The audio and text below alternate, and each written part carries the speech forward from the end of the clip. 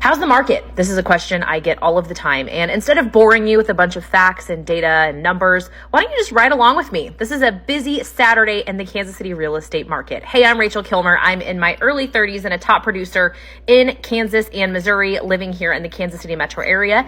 And this is a typical day in my life. Got up about 8 o'clock, got ready, had to check my email and make sure I was fully prepared with all of my facts and information for the showings of the day. And of course, Breakfast of Champions at Quick Trip. I got to my first showing a little bit early, so pulled out my laptop again to do some prep and some research. This is a beautiful house in Overland Park, and the market in Overland Park, if the sellers price it right, is absolutely bonkers. So my buyers loved it, and we knew we had to be really competitive with our offer. So we started talking about what they were going to put in. Meanwhile, I hopped in my car and drove over to kind of the Lease Summit area to show a few acreage properties ranging anywhere from about $650 to about $950.